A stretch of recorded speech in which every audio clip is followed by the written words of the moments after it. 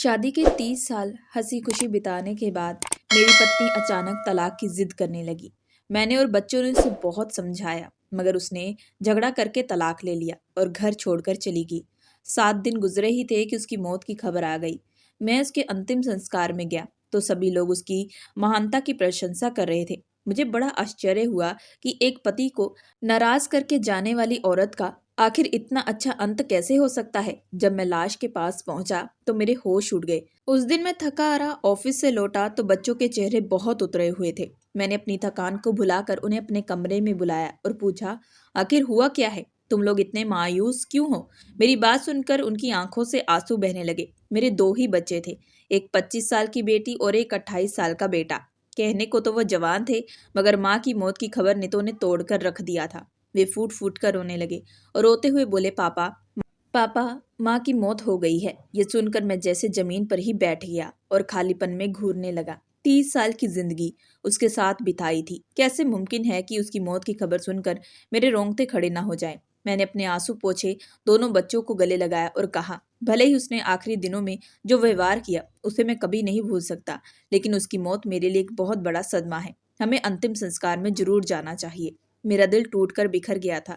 मैंने बच्चों के साथ अंतिम संस्कार में शामिल होने की तैयारी की। दिल ही दिल में बार यही सवाल उठ रहा था कि आखिर उसने मुझसे दूरी क्यों बनाई और फिर इस दुनिया से रुखसत हो गई। आखिर ऐसी क्या वजह थी जो आज तक मुझे समझ न आई।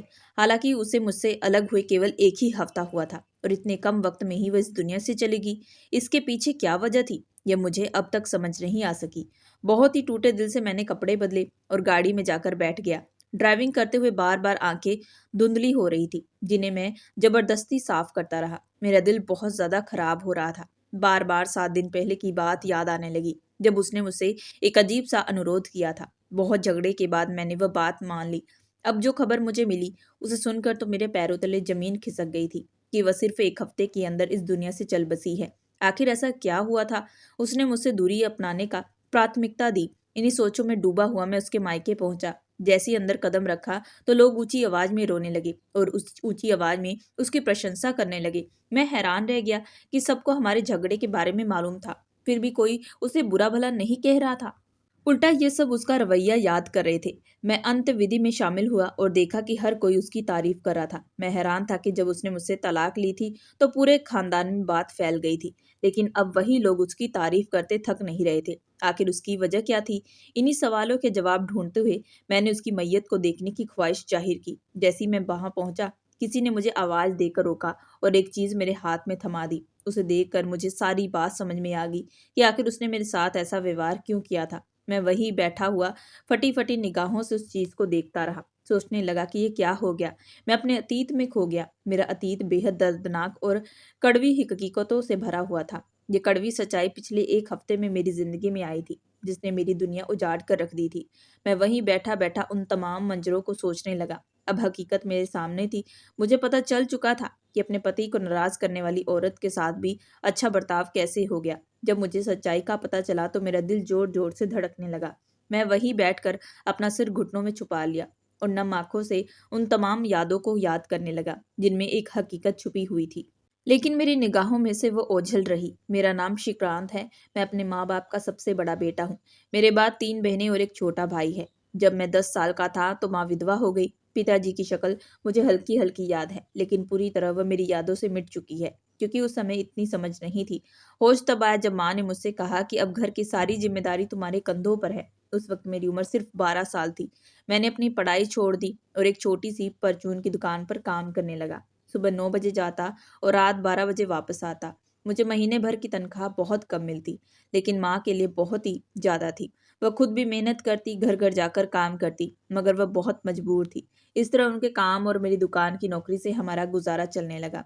कभी कभी कंगाली की भी नौबत आ जाती, लेकिन माँ ने हमेशा सब्र और शुक्र का दामन थामे रखा, इसलिए यह वक्त भी गुजर गया। दिन बीतते गए। मेरे मालिक ने जब देखा कि मैं ईमानदार और नेक बच्चा हूँ तो उन्होंने मुझे अपनी बड़ी दुकान में भेज दिया, जहाँ मेरी तनख्वाह बढ़ा दी गई। जब माँ को ये खबर सुनाई तो उन्होंने फौरन खबर दी कि मेरे मालिक ने भी मेरी तनख्वाह बढ़ा दी है। उन्होंने कहा कि अब हमें अपनी और तुम्हारी कमाई से जो पैसे बचेंगे तुम्हारी बहनों के दहेज के लिए जमा करना चाहिए। मुझे भी माँ की ये बात पसंद आई। हालांकि मेरी उम्र सिर्फ 15 साल थी, लेकिन हालात ने मुझे वक्त से पहले बड़ा बना दिया था।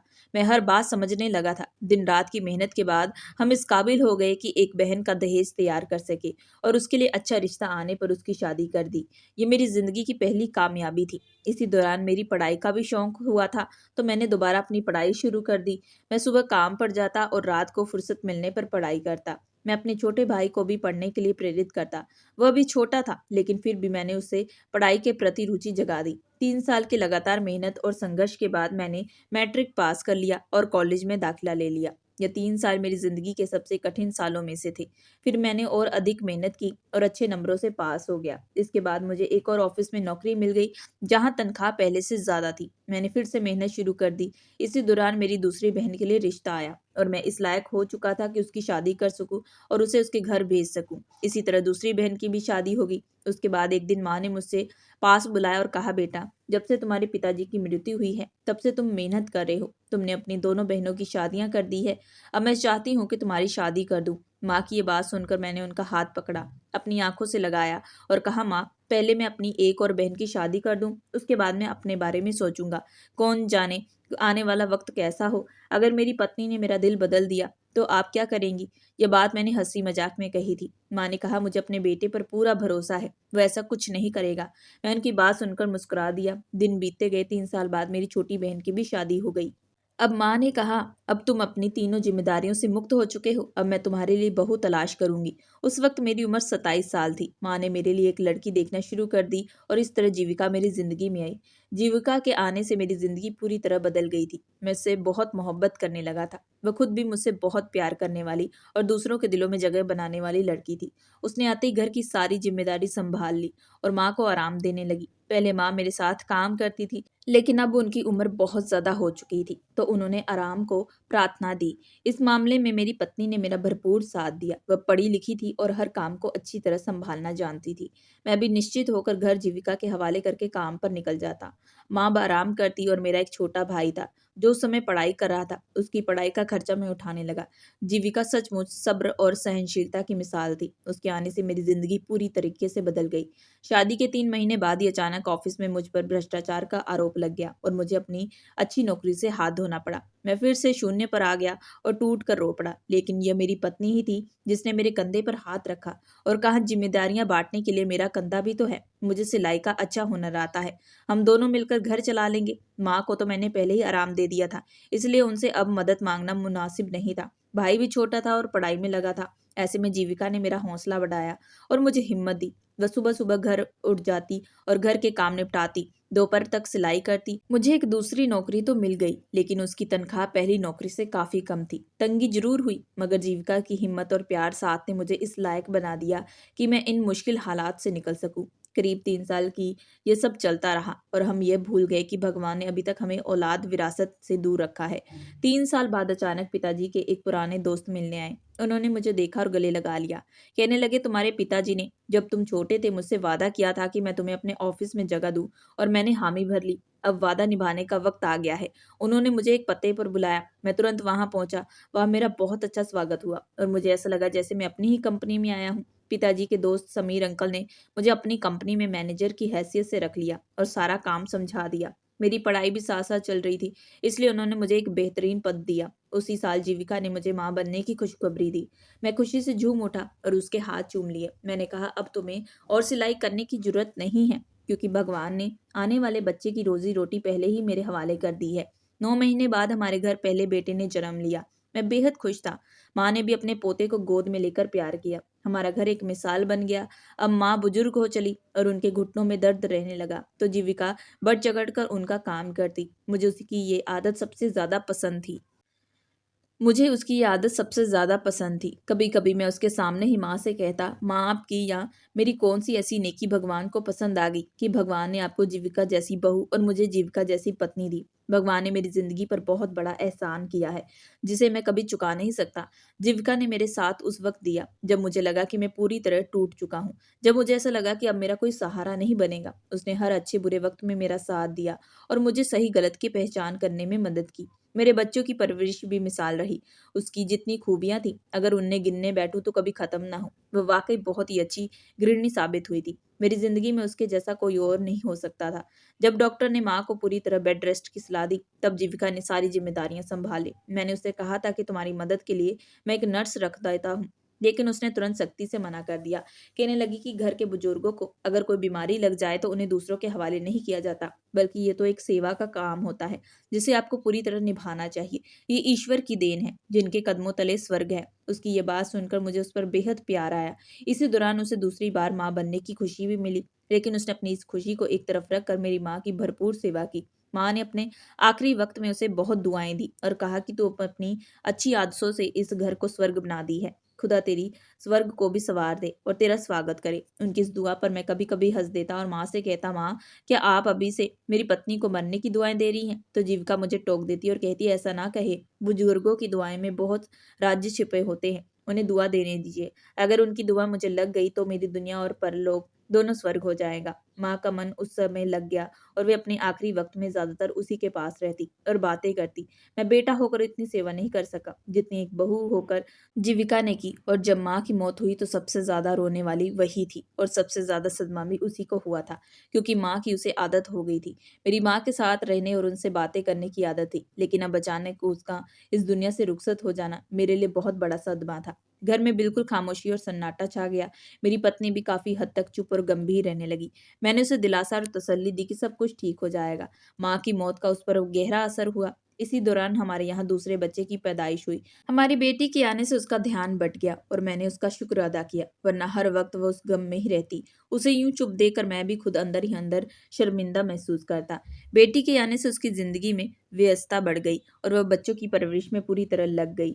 दिन गुजरते गए, हमारे बच्चे जवान हो गए और मैं अपनी नौकरी में तरक्की करते हुए एक अच्छे ओहदे तक पहुंच गया। तनख्वाह भी अच्छी खासी हो गई। बच्चों को अच्छे स्कूल में पढ़ाया जाता। जीविका मेरी पत्नी ने हर जिम्मेदारी खुद संभाली और वह मेरे लिए एक बेहतरीन पत्नी साबित हुई थी। लेकिन कुछ समय में मैं देख रहा था कि शादी के 30 साल पूरे होने के बाद वह अचानक बहुत खामोश रहने लगी। हमारी शादी की तीसरी सालगिरह मनाने के कुछ समय बाद वह अक्सर कुछ खोई खोई रहती और उसकी आंखों से आंसू तैरते दिखाई देते। बच्चों ने भी मुझसे इस बारे में जिक्र किया। एक दिन मैं उसके कमरे में गया और बेहद प्यार और मोहब्बत से उससे पूछा, जीविका क्या बात है? हमारी जिंदगी तो एक दूसरे के साथ बेपनाह जुड़ी हुई है। मेरा तुम्हारे बिना रहना और तुम्हारा मेरे बिना रहना नामुमकिन है, तो फिर अचानक तुम इस कदर उदास और चुप चुप क्यों रहती हो? तुम जानती हो कि घर के हर सदस्य को तुम्हारी कितनी आदत है। तुम्हारे बिना रहने का तो कोई सोच भी नहीं सकता। अब तुम ही बताओ, इस तरह तुम्हारी चुप्पी से क्या होगा? इसका असर पूरे घर पर पड़ेगा, खास तौर पर हमारे बच्चों पर। मेरी बात सुनकर वह कुछ पल मुझे देखती रही, फिर सिर झटक कर मुस्कुराई और बोली, कुछ नहीं, बस ये सोच रही हूँ कि अगर मैं इस घर में ना रही तो घर कैसे चलेगा। उसकी ये बात सुनकर मैं तो बेहद हैरान रह गया और कहीं ना कहीं मुझे सदमा भी पहुंचा कि वह ऐसी बातें क्यों कर रही है। उसने मुझसे सिर्फ इतना कहा कि वक्त आने पर सब कुछ पता चल जाएगा। मुझे लगा कि मैंने जिंदगी में हर चीज की जिम्मेदारी उसी पर डाल दी, इसलिए मैंने बच्चों से इजाजत लेकर उसे उत्तरी क्षेत्र के सैर पर ले जाने का प्रोग्राम बनाया। लेकिन जैसे उसने मेरा प्रोग्राम सुना तो वो नाराज हो गई। कहने लगी, मेरी इजाजत के बिना आप ये फैसला कैसे कर सकते हैं? मैं आपके साथ कहीं नहीं जा रही। साथ ही उसने मुझसे ऐसी मांग कर दी जिसे सुनकर ना मैं सिर्फ बल्कि बच्चे भी हैरान हो गए। हम सब उसकी ओर खाली निगाहों से देखने लगे। वह भी हमें देखकर रोने लगी। उसकी मांग ही कुछ ऐसी थी। मैं उसके चेहरे की तरफ देखते हुए हैरान था। मैंने पूछा, तुम जो कर रही हो वो सच है? उसने फिर बात दोहराई। कहने लगी, शादी के 30 साल में मैंने बहुत कुर्बानियां दी हैं, लेकिन अब मैं अपनी एक अलग जिंदगी बिताना चाहती हूँ। मैं आपको जिंदगी की हर खुशी दी है, हर मौके पर आपका साथ दिया है, बस एक आखिरी ख्वाहिश है, बल्कि समझ लिए ये आपके साथ बिताया वक्त का तोहफा है जो मैं आपसे लेना चाहती हूँ। मैं आपसे तलाक चाहती हूँ। ये सुनकर मैं वहीं खड़ा का खड़ा रह गया और बैठ गया। रुकी हुई अंदाज में उसकी ओर देखा और कहा, जीविका तुम होश में तो हो? ये तुम क्या कह रही हो? उसने अपने आंसू पोंछे और कहा, मैं बिल्कुल होश में हूँ। मैं अब आप लोगों के पास रहकर अपनी जिंदगी और बर्बाद नहीं कर सकती। क्या जिंदगी की खुशियों पर मेरा हक नहीं है? मैंने अपनी सारी जिंदगी पहले आपके लिए, फिर आपकी माँ के लिए और फिर बच्चों के लिए कुर्बान कर दी। मेरा खुद का कोई वजूद नहीं बचा। अब मैं अपने लिए जीना चाहती हूँ और इसके लिए जरूरी है कि आप सबसे अलग हो जाऊं। मैंने आगे बढ़कर उसे गले लगाना चाहा और कहा, तुम्हारी तबीयत ठीक नहीं है, मैं तुम्हें दवा दिला देता हूँ। अगर तुम डिप्रेशन में हो तो मैं पूरी तरह से तुम्हारी मदद करूंगा। लेकिन खुद को मुझसे अलग मत करो। बच्चे अब जवान हो गए हैं, बच्चों को हर वक्त माँ बाप की जरूरत होती है। तुमने ऐसा सोचा भी कैसे? उसने खुद को मुझसे अलग किया और कहा, जब मैंने अपनी पूरी जिंदगी आप लोगों के लिए कुर्बान की तब सब ठीक था। अब जब मैं अपने लिए कुछ मांग रही हूँ तो आप लोगों को बुरा लग रहा है। क्या मेरी कुर्बानियों का यही सिला मिला है? 3 दिनों तक वह मुझसे बार बार यही मांग करती रही और मैं उन 3 दिनों में खुद को जैसे अंगारों पर जलता हुआ महसूस कर रहा था। मुझे समझ में नहीं आ रहा था कि वह ऐसा क्यों चाह रही है। उस वजह पूछता तो वह कहती, मेरे भगवान के दरमियान है, मैं यहाँ रहना नहीं चाहती। तो फिर आप लोग मुझे मजबूर क्यों कर रहे हैं? मैंने उसे दुनिया के डर दिखाए, समाज की बातों का हवाला दिया। मैंने कहा, सोचो लोग क्या कहेंगे? शादी के 30 साल बाद तलाक की क्या वजह हो सकती है? लोग तुम्हारे किरदार पर भी उंगली उठाएंगे। अगर तुम्हें मुझसे कोई शिकायत है तो मुझसे कहो, मुझसे दूर मत जाओ, लेकिन इस तरह मुझसे अलग मत हो। उसकी इन बातों को सुनकर मेरा दिमाग सुन्न हो गया। अगर मैं उस वक्त गौर करता तो समझ जाता कि वह पहले से कहीं ज्यादा कमजोर हो चुकी है। उसकी आंखों के नीचे गहरे काले घेरे बने हुए हैं। वह हर वक्त सर पर दुपट्टा ओढ़े रहती और ना जाने क्यों दिन ब दिन दुबली पतली होती जा रही। अगर मैं उसके कहे शब्दों से हटकर उसके हालात पर ध्यान देता तो शायद अंदाजा हो जाता। मेरे बच्चों ने भी इसी मेरा ध्यान इसी ओर दिलाया था, लेकिन मैं तो बस उसे रोकने की कोशिश करता रहा। मैंने उसे रोकने के लिए हर मुमकिन कोशिश की, यहाँ तक कि उसके कदमों में गिर गया, लेकिन उसने ये कहकर मुझसे पीछे हटा दिया, ये मेरी जिंदगी है और इसका फैसला मैं करूंगी। अब मैं किसी की भावनात्मक ब्लैकमेलिंग में नहीं आऊंगी। मैं वही करूंगी जो मेरा दिल चाहता है। मैं आपके पास सिर्फ 2 घंटे हैं। अगर इन 2 घंटों में आपने मुझे तलाक नहीं दिया तो मैं अदालत में केस लगाऊंगी। उसकी ये बात सुनकर मुझे ऐसा लगा जैसे किसी ने मेरी रूह छीन ली। मैंने तुरंत उसे तलाक दे दी। वह चुपचाप अपना सामान बांध कर चली गई। मैं बस उसे जाते हुए देखता रहा और कुछ भी ना कर सका, बस हाथ मलता रह गया। बच्चे मुझसे लिपट कर खूब रोए, कहने लगे, पापा आपने ये क्या कर दिया? माँ को खुद से जुदा क्यों किया? आपने ऐसा नहीं करना चाहिए था। बच्चे बहुत परेशान हो गए। 3 दिन बाद वे अपनी पढ़ाई में मशगूल हो गए, लेकिन मेरा हाल ऐसा था कि जैसे किसी ने मेरे शरीर के जख्मों से भर दिया हो और उन पर नमक छिड़क दिया हो। हर वक्त पूरे जिस्म में जलन महसूस होती। मेरे दिन रात अब जागते हुए बीतने लगे। ऑफिस में भी मेरा कार्य, वैसे भी मेरी सेवानिवृत्ति में सिर्फ 3 महीने ही बचे थे। मैं नहीं चाहता था कि आखिरी समय में कुछ ऐसा हो जाए जिससे मेरी रिटायरमेंट और पेंशन पर कोई असर पड़े। घर में अजीब सी वीरानी छा गई, रौनक खत्म होगी। जीविका के जाने के साथ जैसे सब कुछ खत्म हो गया। मैं उसके पीछे नहीं गया और इस इंतजार में था कि शायद कभी वह अपने फैसले पर पछताए। लेकिन मुझे क्या पता था कि पछताना तो मुझे ही पड़ेगा। पूरा एक हफ्ता बीत गया। एक दिन जब मैं थका हारा ऑफिस से घर आया तो बच्चे मुझसे लिपट कर रोने लगे, कहने लगे, पापा माँ की मौत हो गई। ये खबर सुनते मेरी सांसें जैसे थमने लगी। मैं तुरंत अंतिम संस्कार की तरफ दौड़ पड़ा। बच्चे भी मेरे साथ थे।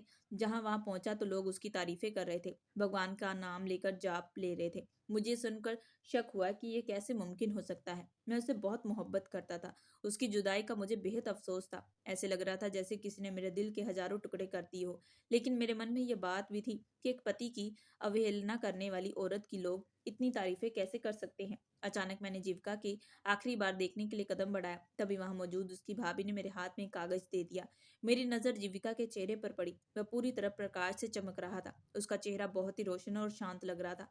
यह देखकर मेरा दिल एकदम सुकून से भर गया। जैसे ही मैंने वह कागज खोला और पढ़ना शुरू किया, उसमें लिखा था कि मेरे प्यारे पति, जिंदगी की एक कड़वी हकीकत का मुझे आज ही पता चला है। यह हकीकत इतनी दर्दनाक है कि चाहकर भी मुझे जुटला नहीं सकती। डॉक्टर ने मुझे एक ऐसी बीमारी के बारे में बताया है जो एक वायरस की तरह फैलती है और इंसानी जिस्म को बुरी तरह प्रभावित करती है। ये बीमारी हर 100 में से एक को ही होती है और जिसे होती है उसका पूरा घर भी इसकी लपेट में आ सकता है, यहाँ तक कि मौत भी हो सकती है। जब मुझे इस बीमारी का पता चला तभी मैंने जानबूझकर तुमसे लड़ाई झगड़ा करना शुरू कर दिया ताकि मैं खुद तुमको इससे अलग कर सकूं। तुम्हारी और बच्चों की जिंदगी मुझे बहुत ही ज्यादा प्यारी है। मैंने तुमसे कभी नफरत नहीं की और ना ही मेरी जिंदगी में ऐसा कोई दूसरा मर्द था जिसके लिए मैंने तुम्हें छोड़ा। बस ये बीमारी ही थी जिसने हमें जुदा कर दिया। डॉक्टर ने बताया कि जैसे जैसे वक्त गुजरेगा यह बीमारी फैलती जाएगी। 1 महीने बीते ही घर के बाकी लोग भी इसकी लपेट में आ सकते हैं। इस बीमारी का अब तक इस दुनिया में कोई इलाज नहीं। इसमें सबसे पहले इंसान की त्वचा झड़ने लगती है, फिर उसका मांस सड़ने लगता है और इसमें कीड़े भी पड़ जाते हैं। यह संक्रमण दूसरों तक भी फैल सकता है। इसी वजह से मैंने तुमसे तलाक लेकर एक वीरान जंगल में एक झोंपड़ी में रहना शुरू कर दिया। वहीं मेरी मौत हो गई। मुझे पूरा यकीन है कि मेरी मौत के बाद यह खत तुम्हें मिलेगा। मुझे माफ कर देना। जितनी भी तकलीफें मैंने तुम्हें दी है उनका बहुत अफसोस है। नहीं मालूम ये तकलीफें तुम्हें कब तक महसूस होती रहेंगी, लेकिन मेरा दिल से दुआ है कि भगवान इनका समय कम करे और मैं जल्द इस दुनिया से रुखसत हो जाऊं। तुमसे दूर और तीसरा दिन है और मैं ये खत लिख रही हूँ। उम्मीद है ये तुम्हें मिल जाएगा और तुम मुझे माफ कर दोगी। ये खत पढ़ते ही मैं जोर जोर से रोने लगा। मेरी आवाज़ सुनकर सारे लोग इकट्ठा हो गए और जब उन्होंने देखा कि मैं अपनी पत्नी की मैयत पर सिर रखकर रो रहा हूँ तो उन्होंने हमारी किस्मत पर अफसोस किया। जब मैंने अपने बच्चों को ये बात बताई तो वे भी रोने लगे। कहने लगे, माँ ने हम सबकी जिंदगी बचाने के लिए खुद को हमसे जुदा कर लिया, उनकी सेवा का हमें मौका तक ना दिया, एक बार फिर हमारे लिए अपनी जान कुर्बान कर दी। काश वो हमें बता देती तो हम उनका इलाज करवा सकते। हम ही बेखबर थे जो उसकी हालत देखकर अंदाजा न लगा सके कि वो किस दर्द से गुजर रही है। तब मुझे समझ में आया कि मेरी पत्नी जो मुझसे नाराज करके गई थी, असल में उसने तो मेरे और हमारे बच्चों की जिंदगी पर बहुत बड़ा एहसान किया है। इसी एहसान की बदौलत भगवान ने उसका नाम मोहब्बत से याद किए जाने वालों में शामिल कर दिया। अब मैं रोज उसकी कब्र पर जाता हूँ, ताजे फूल रखता हूँ, उसे ढेरों बातें करता हूँ और कहता हूँ कि भले ही वह इस दुनिया से जा चुकी, लेकिन मैं स्वर्ग में उसका इंतजार करूंगा। हम दोनों स्वर्ग के साथी बनेंगे। दुनिया में 30 साल गुजारने के बाद उसने जुदा होने का ख्याल भी मेरी रूह को बेचैन कर दिया था। अब मैं मौत का इंतजार कर रहा हूँ। जिंदगी की सारी जिम्मेदारियां निभा चुका हूँ। अब सिर्फ अपनी पत्नी के पास जाने का इंतजार है।